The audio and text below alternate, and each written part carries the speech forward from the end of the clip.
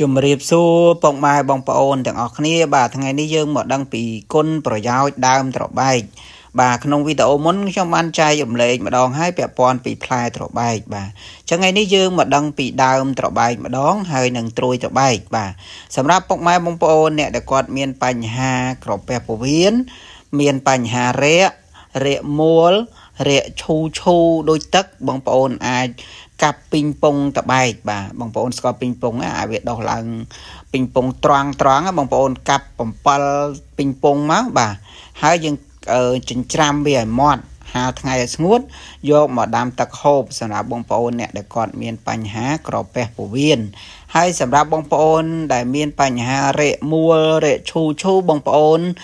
ប្រើបាន2វិធីទី1បងប្អូនស្ទោះសម្បកតបែកនេះហាលឲ្យស្ងួត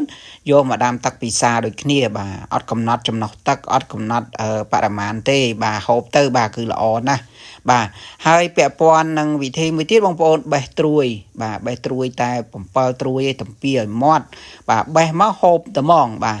ហើយដាក់អំបិលក្របមកដុំទៅកន្លែងខ្លះគេហៅអំបិលគ្រួសខាងខ្ញុំហៅអំបិលក្របអំបិលដុំហ្នឹងណាដាក់ចូលមាត់ហើយនឹងតំពីមួយត្រួយតបែកឲ្យលេបចូលហើយញ៉ាំទឹកត្រឹមរយៈពេលតែ1ម៉ោងឯងនឹងឃើញលទ្ធផលហើយបាទអានេះវិធីចុងក្រោយបាទបើបងប្អូនថាមិនចេះតំពីទេបងប្អូនដាំទឹកហូបទៅបាទគឺល្អមែនទែនសម្រាប់ដើមត្របែកនេះអញ្ចឹងបើពុកម៉ែបងប្អូនបានមើលវីដេអូនេះហើយសូមកុំភ្លេចជួយចែករំលែកដល់មិត្តភ័ក្តិបងប្អូនយើងដែលគាត់មិនទាន់បានដឹងណាហើយមួយទៀតបើសិនជាពុកម៉ែបងប្អូនដែលមានបញ្ហាក្រពះពោះវៀនខ្លាំងអាលាកសន្លាក់ឈឺចង្កេះឈឺខ្នងឈឺឆ្អឹងឈឺឆ្អែងមានមេរោគក្នុងក្រពះជាតិអាស៊ីតក្នុងក្រពះប្រឈមនឹង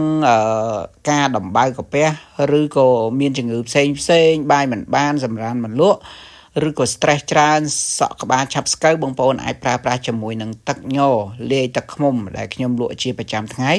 មួយដបត្រឹមតែ50000ទេបងប្អូនព្រីសេវាដឹកដល់កន្លែងហើយបងប្អូន50000នេះគឺបងប្អូនប្រើបានដល់6ខែបាទហើយបើបងប្អូនដែលបាយមិនបានសម្រានលក់បងប្អូនហូបនៅពេលដែលយើងរៀបចូលគេងដាក់តែមួយស្ព្រាបាយណាលាយជាមួយទឹកធម្មតាហាមប្រើលើសចំណុះបាទហើយបើបងប្អូនក្រពះពោះវៀនអាលាកសន្លាក់ឈឺចង្កេះឈឺខ្នងឈឺឆ្អឹងឈឺឆ្អែងបាទបងប្អូនងើបពីគេងឡើងហូបមួយស្ព្រាបាយលាយជាមួយទឹកដូចគ្នាបាទបងប្អូនទាំងអស់គ្នាសូមកុំភ្លេចជួយគ្រប់គ្រងទាំងអស់គ្នាហើយបើបងប្អូនចូលចិត្តដើរលេងកន្លែងមនុស្សអ៊ូអរច្រើនបងប្អូនអាចប្រើប្រាស់កាបូបនេះបានបាទកាបូបនេះស្ពាយនៅខាងមុខបែបនេះហើយការពាររបស់ទ្រព្យយើងបានច្រើនបាទហើយក៏យើងដាក់អីវ៉ាន់បានច្រើនដែរមួយតែ10000នេះបងប្អូនជួយគ្រប់គ្រងផងបាទអ្នកផលិតវីដេអូនេះអត់តាន់មានបងប្អូនជួយគ្រប់គ្រងទេអរគុណច្រើន